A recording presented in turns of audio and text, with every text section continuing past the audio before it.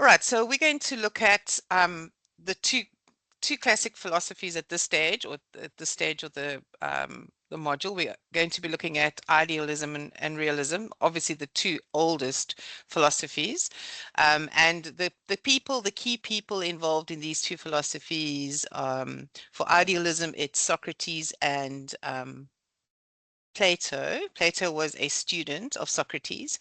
And then realism was Aristotle. Aristotle was a student of Plato, but he just kind of had a completely different idea and picture of the world. Just very quickly, in a nutshell, for those of you who were not with us the first live session, just a reason why we're doing this module, because it does sound quite random, is because we teach from within a philosophy that sometimes we don't even realize we have. And so the idea behind this module really is to just unpack the different philosophies that there are, the main ones, obviously not all of them, otherwise you might as well then go and do a course in philosophy. But we look at the ones that are relevant to education and how they have helped education to develop and to gain momentum and to gain meaning. And we basically answer questions such as, what is education? What is the purpose of education? What and how do we as individual educators see our pedagogy? What does our space look like? Why do we do what we do? Why do we believe what we believe about education? And all of this impacts our interaction and our engagement with our students. So at the end of the semester, you will be able to really package your philosophy, how you see yourself as an educator in your classroom, how you see your students, what is their role, how do you know that what you feel is important is being carried over to your students, and just opinions on things. Obviously, a lot of the things we can't change. We kind of like, we're bound, especially as educators, we are bound to the CAPS curriculum, but there are ways of, getting around it, around what we don't always agree with or whatever, using our own creativity and our own sort of belief system. So yeah, that is really what this module is all about. And we're going to start at the classic philosophies, then we're going to go all the way through to the more modern ones. We're going to look at African philosophies, other continental philosophies, analytic philosophies, which is from the UK. So yeah, we're going to kind of go through the world and just have a look. Okay, that's pretty much it in a nutshell. All right, then if we look tonight, we're going to take a look at idealism and realism. And what I've really done is I don't know, maybe you haven't had a chance to read the articles that I posted for you for tonight, or watched any of the videos, whatever. So I don't really want to visit that in too much detail. If you haven't had a chance to read the articles or watch the videos, then see if you can maybe grab a gap. Yeah, over the next day or two, or definitely over the weekend. But just in a nutshell, the the philosophy of idealism is really just the concept or the belief that reality is shaped by the way we think and what's going on in our minds, and not by material things things that we can see and touch, but more about our reasoning, the way we think, the way we reflect on things. And idealist philosophers believe in absolute truths. So there's no gray area. There's no, like in, the modernism and postmodernism kind of like philosophies where truth is relative to how you experience it, and how what you what's the word? Not beliefs, but yeah, what you kind of subscribe to in terms of what is truth for you. The idealist believe in absolute truths. So for them, knowledge is gained through the whole process of thinking, reflecting, very much self-awareness. So a lot of as teachers, we do definitely tap into this. I mean, when we reflect at the end of the day on our lectures and our classes, etc., we are learning and gaining knowledge from the way that we've experienced our moments in class, or our learning moments. A lot of the knowledge for idealism comes from dialectical thinking. So it's like so having this internal conversation the whole time. And when we get further into these philosophies, we're going to look at Socrates, apologies, Plato's allegory of the cave, where there's the whole story, or the whole piece that he wrote, is about this internal dialogue that people have with themselves. And you could also be having these with your students. And in this dialogue that you're having with your students, you and your students are gaining knowledge. So for the idealist, the teacher is just a guide. The teacher is a mentor, basically facilitating your road or your guide to wisdom and to gaining understanding of what absolute truths are. And so education for the idealist will focus on the big ideas and ethics and morality, and developing your mind, developing your thinking skills. Yeah, just basically developing your students to become citizens who behave ethically correctly, who have some sort of moral fiber, and that is the most important thing for them, and that is how people become educated. And in reading, I don't know if you know about Ubuntu. I'm sure you do, but it's one of the, well, probably the main African philosophy, and its universal moral principle is really just believing that education shapes the character more than practical skills. So that is an example of a kind of like, I don't know what Ubuntu is, sort of a philosophy, but it has a lot of ground, a lot of basis in idealism. The disadvantages of idealism is, and we're going to discuss some of this a bit later. So it's quite rigid in the sense that it contains a lot of morality and a lot of discipline. So a lot of emphasis on thinking and of prioritizing abstract thinking, as opposed to, sort of real experiential stuff, which is what realism is about. So I suppose the biggest disadvantage really for idealism is that although it seems it could be creative, it is quite prescriptive, and it's just this pursuit of your students understanding what the eternal truths are. There's a lot of memorization in the idealistic way of teaching. So, um, you know, there's a lot of rote learning. The teacher will, help the students to understand things, but they would just have to know it. They just have to learn it with it, So yeah, so that's the disadvantage of idealism. Then when we take a look at realism, are there any questions so far before I just carry on?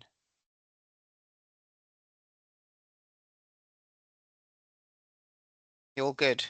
I can't see. I can't. So if I don't hear you, then I think we're all good. Okay. All right. Realism.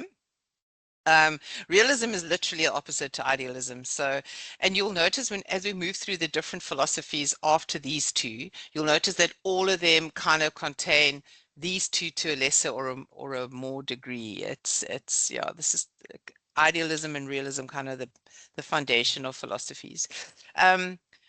Realism is not looking at the world of ideas, but looking at the world as it is. So for the realist, for the person who subscribes to the philosophy of realism, they will see that reality exists outside of your mind. It's not about your mind. It's not about how you reason and think and process and reflect on things, but it's about how you see things and how you experience things. So realism, it's based on fact, it's based on science, it's based on observable truths. And a lot of you who are science and maths and technology and and natural science teachers will understand the realist philosophy quite well. So knowledge is gained through sensory experiences, through your own experimentation, through evidence that is collected. The teacher's the expert here. The teacher's not the guide. The teacher's not the facilitator of helping you to develop your morality and your reasoning and your creative thinking, your critical thinking. The teacher in the realist philosophy is the expert, and the teacher will impart all the knowledge and structured and information that the students need. So education is practical. It's not dialogue, it's not reflection, it's not, discussion, debating. It's practical, it's logical, it's grounded in real world problems. And I think our CAPS curriculum is a perfect example of the realist teaching in the realist paradigm. So yeah, wrong or right, that's, obviously both of these philosophies have a good and a bad side and a pros and cons. I suppose the biggest disadvantage for the realist is, whereas opposed with the idealist, you can still, there is a bit of room for being, different or creative or thinking about things differently. When the realist, not really. It's very, structured, and this is what it is, and this is how you can only really gain knowledge from experience it. So the realist will see reality completely independent of human perception. It's not about mental constructs, it's about physical evidence. And your teacher or your lecturer would prepare you really for the real world. How do you actually function in the real world? What are real examples? Hands-on learning, lab work, field trips. Yeah, and basically, yeah, that's really the core of what realism is all about. So, okay, before I carry on, any questions? I'm just going to stop sharing my screen and just make sure you're all there. This thing is transcribing. I'm just going to delete the transcribe. Oh, you're all there. Oh, great. I hear someone. Thank you. Thank you. Okay, I'm going to go back and share my screen again. Just got to check you guys are there every now and again. Otherwise, you're falling asleep on me. Okay, so the question really that I want us to discuss, and we can do this for about 10, no, maybe only 5 minutes because we're running out of time, but just for 5 minutes, and you don't have to put up your hand, just unmute yourself and start talking. But what in your opinion, what should we be focusing on in South Africa? Should we be focusing on developing the minds of our students, as in the idealist kind of philosophy, or should we be focusing on developing skills? Now, I'm going to put a bit of a spin to this. I'm going to say that you have to choose one. So you can't say it's a bit of both, because clearly, obviously, that would be the best. But I want you to select one, and I want you to tell me why in relation to South African education. There's no wrong or right here. Okay, so I promise you there's no wrong or right. This is not a trick question. It's just in your opinion, which one, if you had to choose, if you were the Minister of Education and you had to choose an idealistic kind of like philosophy and design your curriculum along those elements, or on the other hand, you have to choose a realist. Why would you choose what you choose? And yeah, just tell me, yeah, basically. Anyone.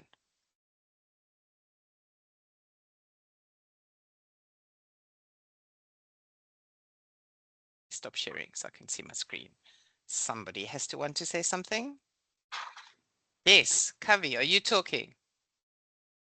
No? Who's talking? Young, who's talking?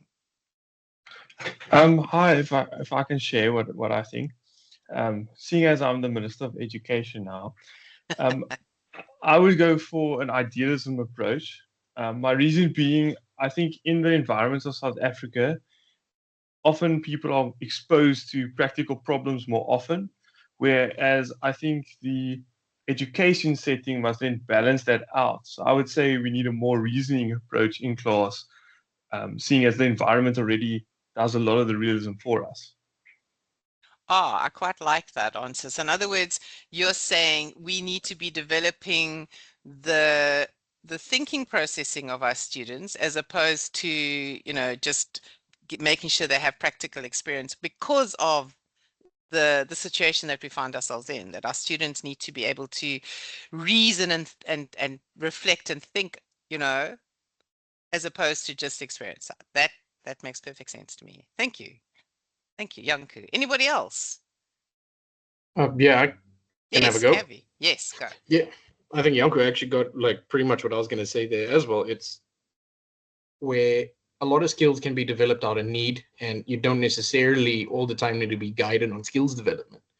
But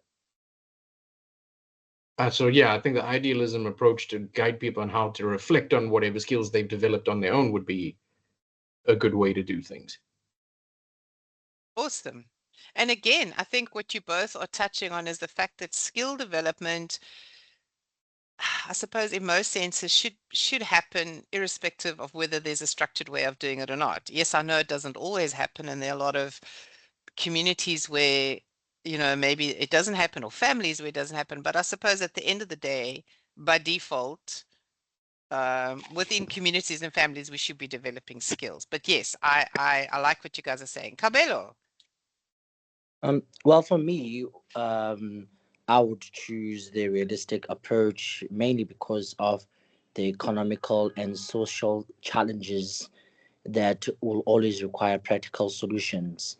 Because, for example, there's always high unemployment that we're facing as a country. There's so much of poverty and inequality, and those really require realistic policies based on economic and social realities. So, for me, saying that an idealistic approach would be feasible, I don't think so, mainly because without a really concrete execution can really lead to unfulfilled promises. And we see this day by day that there's a lot that gets promised and is not so much of any execution or delivery.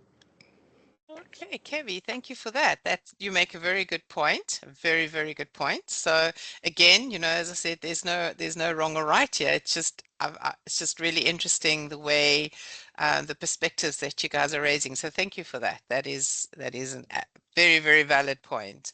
Is it Lindelwa? Yes, Doc, Lindelwa. it's Yes.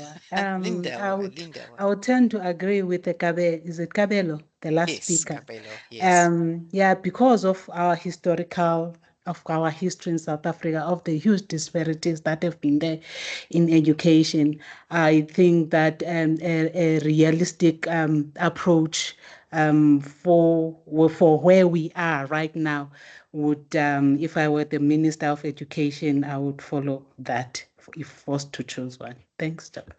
Okay, Lindela, you also make a very good point, and you're quite right.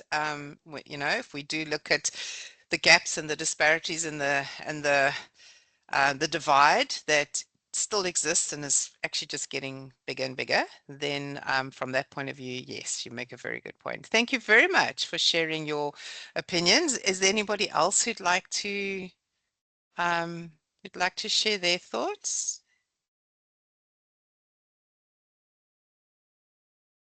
Hi, Dr. Shani. It's Yes, Talia Talia, speaking. yes. Thank you. Just for me, I think realism would be best fits or fits best with younger students because they needing to have more grounded logical thinking, and they're also needing the aspect of hand holding. In essence, they would need their teacher to be the expert and take them through the content. So I think it's dependent on the age gap and what we're wanting what we wanting What you want. our students to learn and how we navigate. So I feel like younger students would be more beneficial to be more idealism. However, not idealism, realism, Realism, but yeah. idealism is more like at tertiary level because you're wanting to do critical thinking. Okay, all right. I like your answer. Very good. So, yeah, you would split it from an age point of view. Okay, that makes perfect sense. Thank you very much, Talia. Anybody else before we move on? In Dilwa, I'm assuming that's an old hand. Hi, Dr. Shani. There is a Yes. comment in the chat box Oh, from thank you. All Tando. right, let me have a look here quickly. Oh, thank you, thank you, thank you. Okay, Tando, idealist approach. Yes, we need to be developing critical thinking, innovativeness, and thinking outside of the box because everything starts in the mind and then comes reality. Disney will start. Yeah, good point. Good point, Tando. I like that point. You guys are making amazing statements and points. I think we should nominate you all for being Minister of Education. Yeah, can only be better, right? But yeah, no, thank you for sharing. I do appreciate it. I'm just going to wait till Casey is busy typing, is give her a chance to share her thoughts. While she's busy typing, okay, I think realism in the sense that education can't be seen in isolation from the broader social context. A realistic approach would aim to address these in the education system. Yes, Casey, you also make a very good point. And as you can see from everyone that's sharing and from your perspective and your reasoning, that we actually need both. We can't really, have one above the other, and I think to a certain extent, our country has favored the more realist approach above an idealistic approach. And I think for obvious reasons. Yeah, I suppose, when you're sitting with a class of 40 to 60 students, if you're going to allow free thinking and reflecting and dialogue and developing of critical thinking and reasoning, it's going to be hard work for you as the educator, right? Because there will be, I suppose, some form of chaos. Whereas, if you have your curriculum and you get told you need to teach the learners by the end of the week how to, I don't know, analyze an unseen poem, that's measurable and quantifiable. So, but yes, it is a pity that, and I want to agree with the first two people, Kabelo and Yanku, who mentioned idealism, because I think we need a, more of that. I think we need more of that. It's who else? Kavi says scientists will tell you how to make a dinosaur. The art. Yeah, I love that. Yeah, I love that. And it's such a fine balance, but with a country like South Africa, with our diversity, I don't know, uh, it would take a lot. We would literally have to scrap what we have and start again, start the wheel again. Yeah. Okay, I'm going to share my screen again, and then I just want us to have a look at just one more point, really. So in the third article that I gave you to read, or that I put on the to-do list to read, there was talk about inclusive education and how it's gained a lot of traction over the last 30 years or so. And specifically in South Africa, I mean, these are just 5 policy updates. But if you actually go and do research, there's quite a lot, I think easy about 10 or so. Policy updates and various papers written and guidelines given where we are encouraged, maybe I should use a stronger word, we are told that we need to make our schools ready or available or accessible for students of all learning abilities, physical abilities, disabilities, whatever the case may be.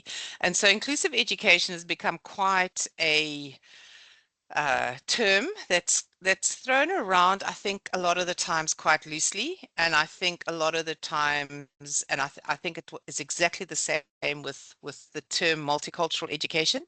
I think a lot of schools believe they are completely okay and they're doing the right thing, but I think we're really just touching the surface. So what I'd like us to do in the last 10 or 15 minutes of tonight is, if we focus on inclusive education, and those of you who have been teaching or have been teaching in schools, even tertiary, it doesn't really matter, in some form of educational situation. In 2001, South Africa brought out the White Paper 6, which really wanted the full service schools to start incorporating learners from all different disabilities or special needs. In 2010, there were specific guidelines given for full service schools to how to transition to incorporating all learners into their schools. In 2011, with the CAPS document, there's also part of that that includes inclusive education. There's also, I know in teacher training, in the faculties of education at the tertiary institutions, there will also be a module for inclusive education. The SIAS policies in 2014 also talk about, the level of inclusivity within our schools, and then also the Mr. Tech, the minimum requirements, teacher qualification, blah, blah, blah. That one, 2015. So all of these policies, and as I said, there are many more, all actually refer to inclusive education. But what my question or what my debate or discussion that I would like us to end off with tonight and is to really look at, and we can look at this from both sides, from an idealistic side and a realist side. So the first question is, has the implementation of inclusive education policies in South Africa successfully addressed systemic inequalities in schools, or have they merely created a framework without real impact? So that's the first thing I want us to talk about. And once we've discussed it for a minute or two, let's have a look at how we could make that different from it, if we were, again, the Minister of Education and we followed an idealistic philosophy or a realist philosophy. So let's first have a look at how do you feel about this question? Have we addressed these systemic inequalities, or have we just merely created a framework? And if you give me an answer yes or no, you need to tell me why you think that. I'm now actually going to ask you to just talk because I don't want to remove the question. Unless I suppose I could type it in the chat.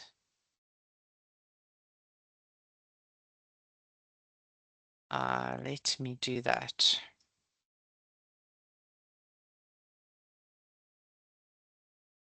One of the 3 articles was not accessible. Oh, was this the one? I hope not. This is the one on inclusive. It doesn't actually really matter if you couldn't read it. But if you can just give me what you think. Do you think we have addressed inclusive education effectively in our country? I'm gonna... I can have a go. Yes, thank you. If There's that's the cool. question. Yeah. I think it's a start, just kind of like based on what I've experienced personally in Joburg. It's a start, but I don't know if we can even, it's going to be a while before we can actually reflect and answer that question honestly, because it's a process, not kind of one event. I 100%, yeah, I agree with that. Yeah, it's a good start, but there's a few more other things that will take a lot of time before we can even have kind of a honest conversation regarding it.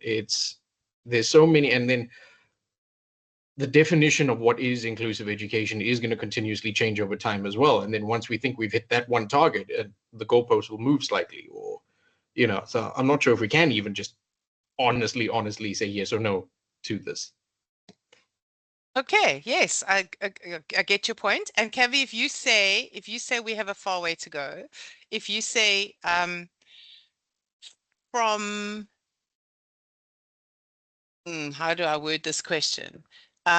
Would you say that currently the policies related to inclusive ed are idealistic based or realist based? And how would you change it if you thought it needed to be changed? I would say they are more idealistic because there's a lot of practical implications. Language barriers as one, accessibility, travel, all of these kind of practical hurdles in the way that do prevent it still. I mean, ideally you're trying to break a generational cycle within one generation. Yes, that's pretty much hitting the nail on the head. Exactly that.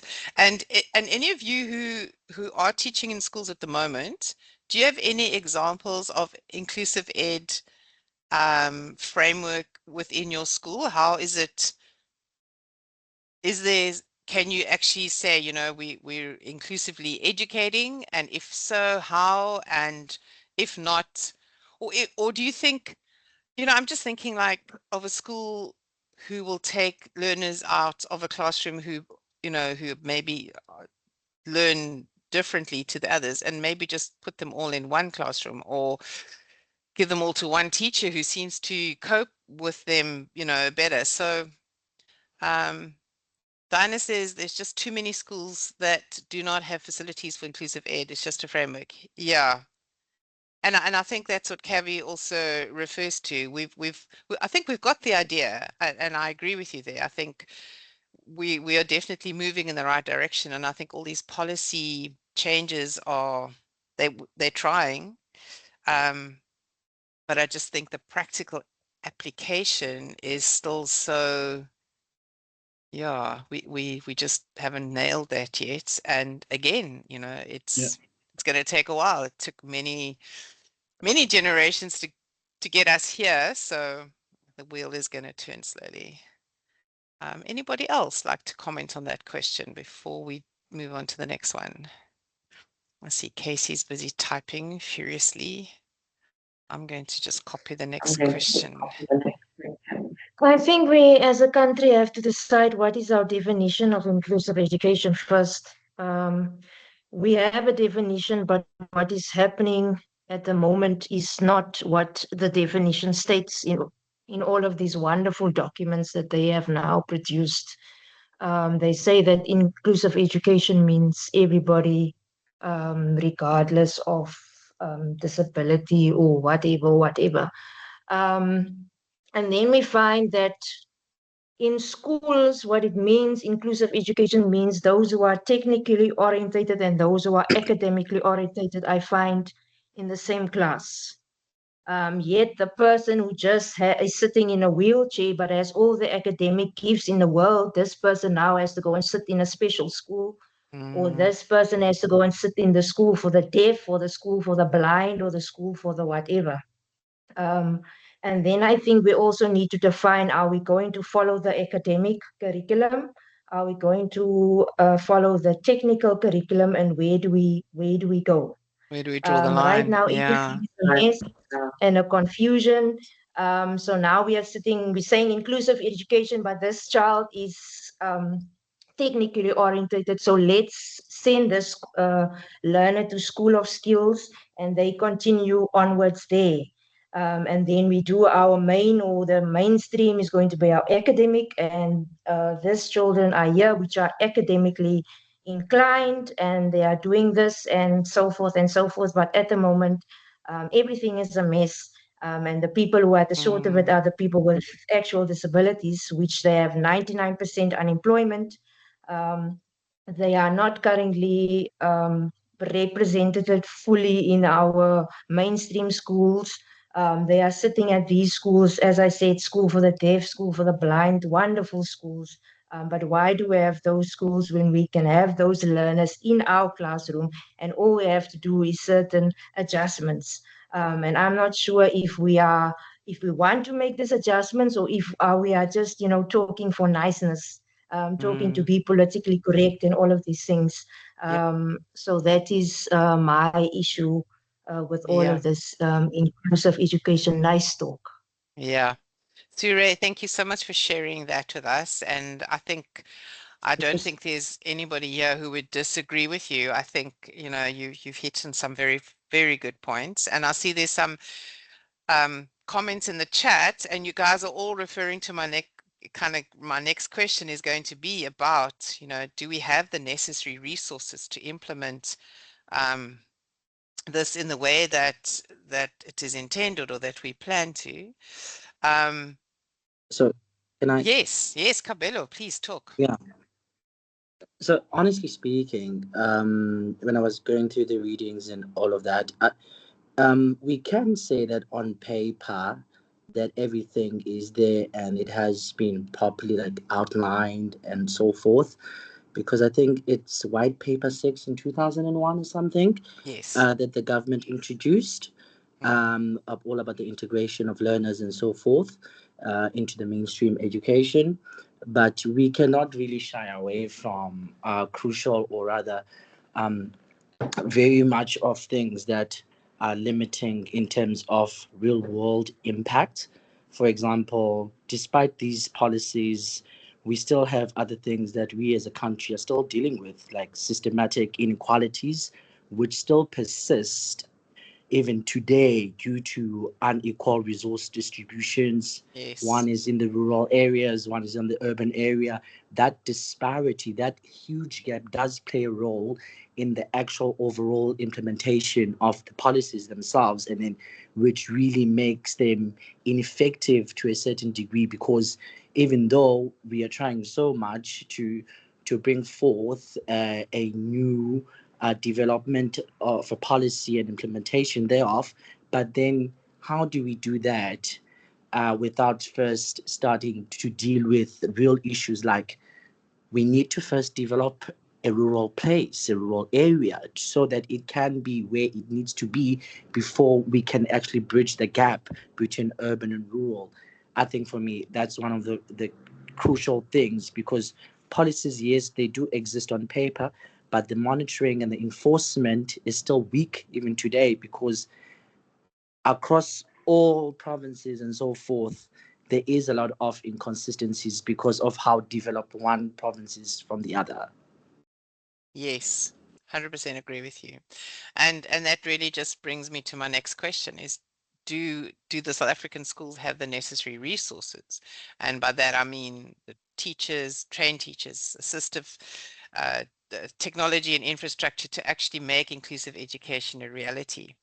And what I'm going to ask now, because we don't have much time left, but if anybody would like to just, let's say for a day, for 24 hours, you were the Minister of Education and you could make any change you want to. You could take something away, add something, but for 24 hours you could do whatever you want to do. What would you do in order to um, make inclusive ed a reality in South African education?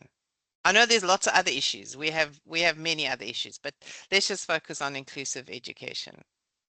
Nina also says the implementation of inclusivity in South Africa is 100% idealist, because it's still a long shot from us really considering special needs, where the curricula only hones for a specific learning ability, which is the realist, which does not necessarily work for every student differently. 100% agree with you, Nina. Yes. Okay, so in the last 5 minutes, anybody go tell me in 30 seconds, you're the Minister of Education, inclusive education is on your desk, you've got 24 hours to make a difference, you can do anything. And in your answer, tell me, is this, yeah, obviously it'll be realist because it's practical, yeah, something that you want to put in place to make this happen.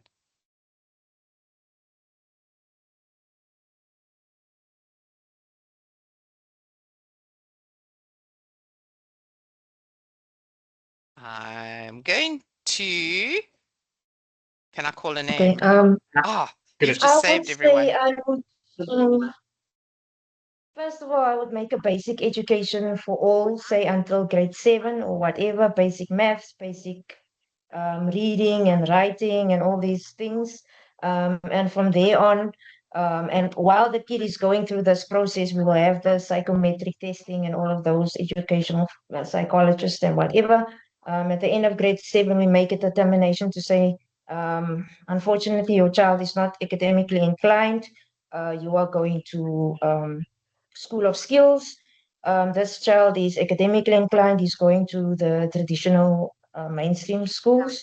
And then, okay, your child is kind of borderline, we'll put him in the, what they call this classes, remedial class, and we move them on. I would do something like that so that I know everybody can read, everybody can write, everybody has some form of math understanding, something like that, and then separated from there.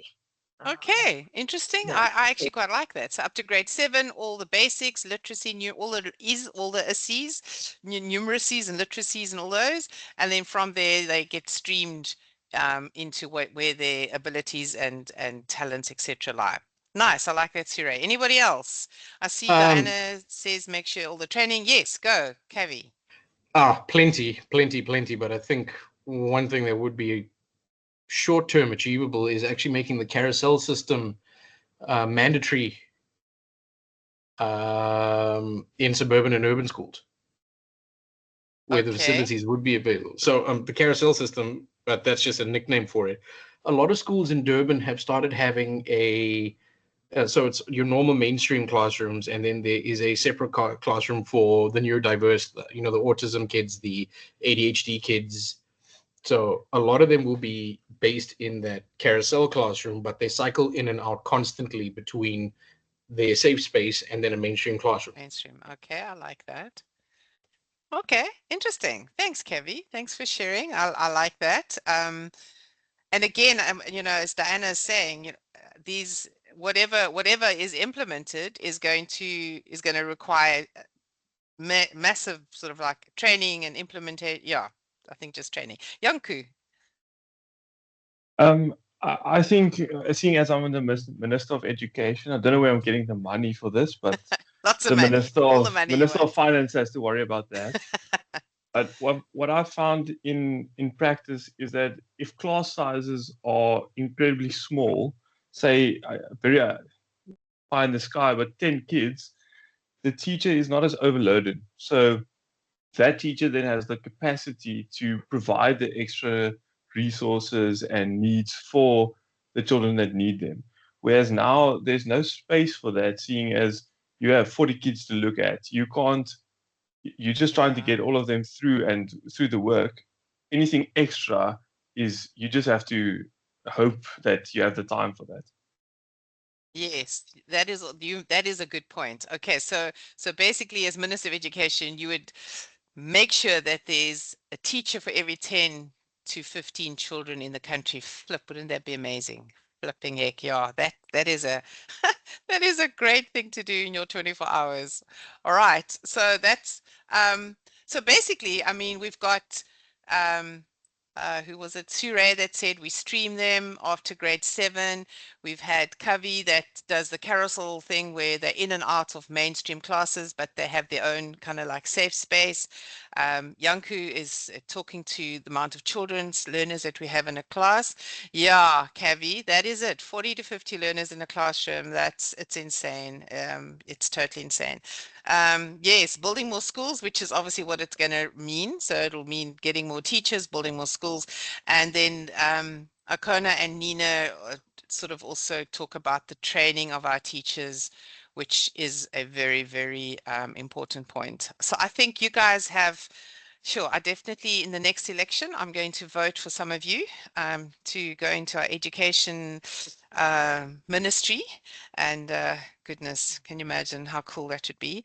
We'll just make sure, as Janke said, we know the Minister of Finance very well. Maybe one of us could be that person too. But thank you. I don't want to make you late. Those of you who want to attend the referencing and plagiarism workshop. Yeah, carousel lessons, Nina. I also like that idea. And I think again, if I just think back to my teaching years at a school, it's the schools who can afford these amazing things, that end up making a success of it. And we're going to be talking about AI as well at some stage, but it's the same thing. If you're able to integrate and use AI in your school because you have the resources, then yeah, your children are going to be the ones that are going to be slightly ahead, just making that divide even bigger. But thank you all very much. I don't want to go over time. If there is anything else anybody would, as a last thing would like to just say, and please don't forget there is a referencing workshop now at 7 for those of you who are keen to brush up on your referencing skills. Yeah, but anything else you just want to ask or suggest or comment on as a last thing? Kavi's busy typing. In my next recording for Tuesday, I'm going to also just add some information in there on how to write let me try this again, philosophy of education essay. And then I also want to start taking a look at your first assessment, just unpacking it slowly so that we kind of get a rhythm going. The link for the workshop I sent in an announcement today, I think, Havi. If you just want to quickly have a look, I think it's the last announcement that I sent. I think I called it referencing and plagiarism. So I'll put the link in there. Okay, any other last comments before I bid you all a very good evening and a good week? And our next live session is on the 18th. So next week is a recorded session, and then we have 2 live sessions following each other after that. And then, yeah, your ICE task, remember I said you don't have to, it doesn't have to be done by the 11th of March, but those dates are just nice guidelines just to keep you going, that you don't leave everything to the last minute. Access. Yes, I will, Cabello, good question. I am going to upload this session recording onto ARC as well as onto the YouTube channel. So you'll definitely be able to, oh, thanks for doing that, Kavi. So it's Casey, sorry, Casey. Yeah, so I will upload all of this onto ARC. You will definitely be able to access this information. I'm just going to quickly stop the recording, otherwise you have to listen to all the stuff at the end. All right, anything else? You're all good to go. Have a super evening.